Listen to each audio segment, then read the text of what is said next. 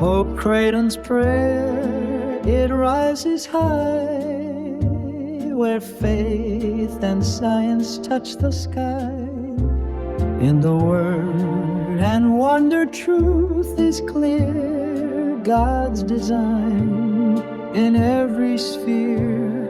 Oh, Pope Creighton dreams with heart sincere of a world where truth appears, faith and reason shine as one in Pope Creighton's prayer. God's will be done. The first one of the year, IFS, it's titled, it's IFS. It stands for Intersecting Faith and Science with Pope C, Pope Creighton Vaughn. So the floor is yours, my friend. All right.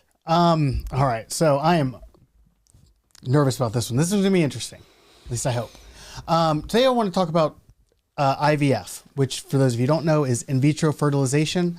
And if you have ever done in vitro fertilization or been on either side of the equation there, I might step on some toes. I do apologize, kind of. But so for those of you who don't know, do you guys know what IVF stands for? In vitro fertilization, what it is, how it works? What do those names mean? Because I don't know Latin. That's great. In vitro fertilization means in glass fertilization. So literally it's in glass. And basically what happens is a scientist goes into a woman's womb and extracts a set of unfertilized eggs. They put them in glass. They then introduce sperm to those eggs and create a bunch of fertilized embryos and then implant those embryos into a woman in hopes of a viable pregnancy. And people turn to this when they have issues conceiving naturally. Which we can acknowledge that the technology is incredible. Absolutely incredible. And for people that have struggled to conceive, you know, the horizontal polka is not connecting the dots. Correct. This has been a wonderful alternative to help people that weren't able to get pregnant with their own stuff. That is the goal. What's the horizontal polka?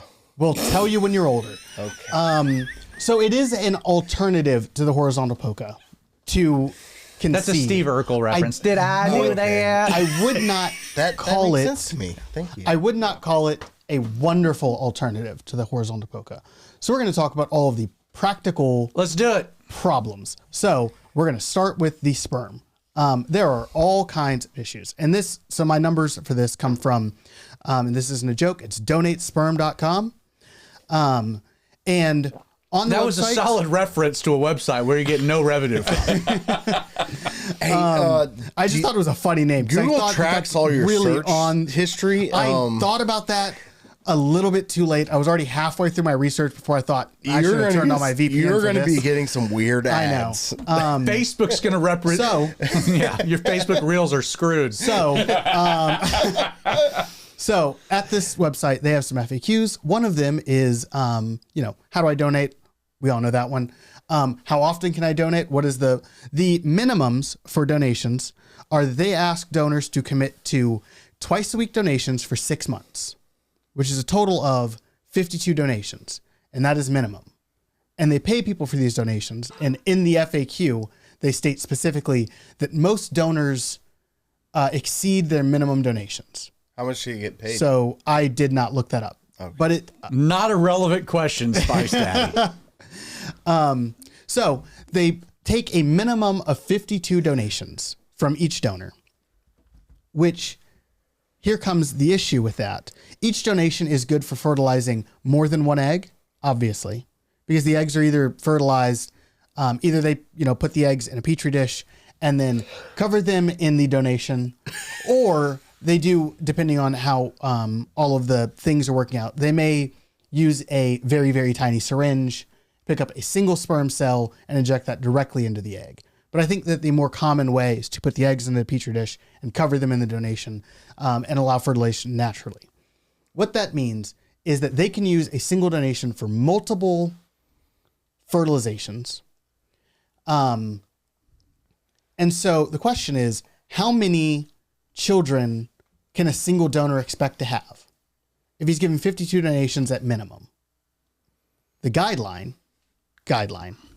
is a maximum of 25 live births or 10 to 25 families, which means that if you have one family that uses a donor and they have a child, even if they're at that 25 birth maximum, if they have already used that donor, they can then go back to that same donor to have another child within 25 families, 10 to 25. These guidelines are not regulated by state or federal anything. Pretty sure Genghis Khan did the same thing. We're going to get to people like Genghis Khan.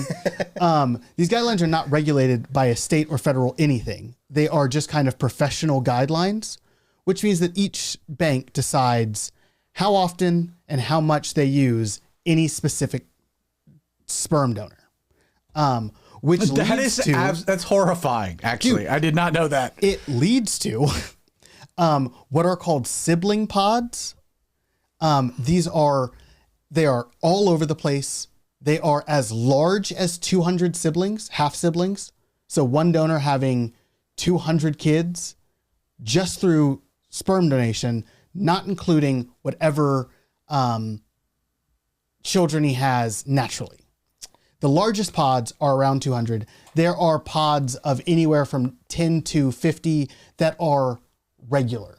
There is a subreddit called "Are Donor Conceived?" And one of the also posts a promotion for something that we don't need to promote. If you're interested in IVF, you should look into this stuff, which is why I'm giving. Yeah. Okay.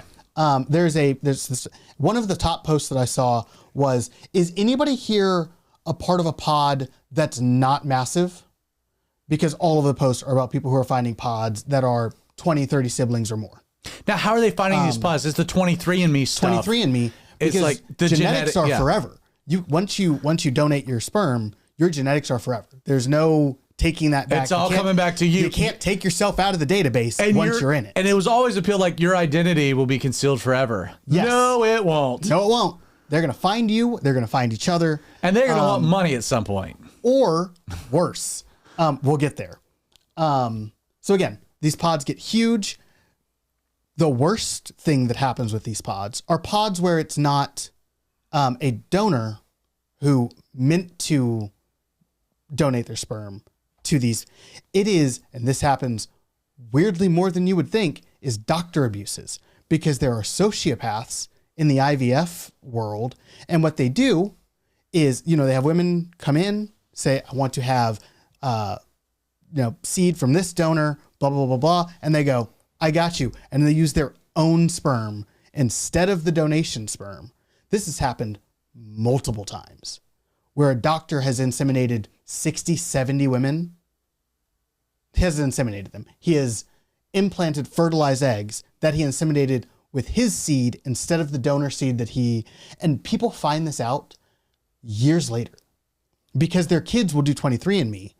And they will find, oh, this is my dad. That's the doctor that you said you went to. Not some random donor. Oh, my gosh. To the worst one that I heard about while I was doing this research was a woman who went to her reunion after finding a donor pod, a sibling pod. She had gotten, she'd introduced herself to the sibling pod. They had all been inseminated by the same doctor, went back to her high school reunion, was having a conversation with her high school boyfriend, and her high school boyfriend's like, my mom just recently told me that I was donor conceived. Oh, and the woman's like, who was the doctor? They're half siblings. They dated all through high school. They're half siblings. Wow. And that is not the only time that I saw it. Like that is, you just got Luke and Leia. It has a name. It's called accidental incest. And it's a thing that happens. And you know what we call those people? Somalian. No, we don't. They do it on purpose. Sorry, that was a crass joke. I apologize in advance to the comments. That is just the abuses with the sperm. There's also abuses because sometimes if the woman who wants to have the child either doesn't have a viable egg or doesn't have a viable womb, they will get those donated and or bought. Surrogate. This is the surrogacy thing, or donated eggs. And there are lots of stories of women. I saw people talking about how controlling the receiving parent is over their body while they are pregnant with while they are surrogating. I don't know what the word for that is. Surrogating. They want them to be isolated. They don't want them to go anywhere. They want to have full control over what they eat, what they do, because they see that person as an incubator for their child. Now, that's within that, you have, are you going to touch on the homosexual components of this? I wasn't planning on it, but we can. Because there's a whole bunch of gay dudes will buy children. Are buying women to make the children. Yeah. And the surrogacy thing. And then they get the genetic testing on the kid and they have some issue. Oh, and they abort them. Or they just bail on the woman. Or they bail on the woman. Yeah. This reminds me also of this specific aspect of it. Reminds me of Abraham. Oh, that's a really good point, because there's that whole argument about the abortion issue where people were wearing the handmaids dresses, and surrogacy is literally the foundation idea of the Handmaid's Tale. That's what the Handmaid's Tale is about men impregnating handmaids because their wives can't get pregnant. It's literally surrogacy. All right, so bring us to a head here. Now, here's the deal. All of that are really good reasons not to do IVF. They're not the main reason to not do IVF. The main reason to not do IVF is because of the way that IVF is actually done. And that is that because embryos are delicate and implantation is kind of random, when you go to get IVF done, they harvest somewhere between 12 and 15 eggs from the woman. They fertilize all of them. Approximately half of those will not survive the fertilization process and will not grow into blastocysts or viable embryos. And then of those that do, so say if you start with 12, you get about 6 viable embryos, they'll implant 1 or 2, and then one of those will hopefully become a viable embryo, will become a viable pregnancy, which leaves 5 to 6 fertilized embryos on ice. I was looking it up. Something like 1.8 million embryos a year are created with IVF, and estimates are that about 90% of the embryos created through IVF are either frozen indefinitely or destroyed. About 90% of the 1.8 million embryos created every year are frozen indefinitely or destroyed. Now, if we are being... Can you pause real quick? Yes. Jamie, they might have been from Alabama. Just acknowledging a comment. Just acknowledging a comment. We have a fan that's engaged. Oh my goodness. We're participating in, That's very funny. Engagement. So, 1.8 million embryos are created each year for IVF. About 90% of those are frozen indefinitely or destroyed. If we are being consistent with our arguments against abortion, yes, 100%. If life begins at conception, that means that every year we are creating 1.8 million people and either freezing them indefinitely or destroying them. And that's horrifying. Yeah, I appreciate the topic because and again, what makes it so heartbreaking is that the technology, for example, if Jessica and I had an issue with conceiving and we didn't want to go the adoption route or whatnot, and we decided hey, let's use some technology to try to help her egg and my seed get together. And the company's hey, we the cost effectiveness, the cost effective approach is we got to do multiples at a time, try out a few, and then the rest are kind of there. I would say absolutely not, because I believe life begins at conception. And I would say it might be more expensive, but I want to do one at a time. If it works, it works. If it doesn't, it doesn't. But I believe life begins at conception. And we want to use the technology, but acknowledge what life is. And I don't care if it's not financially advantageous.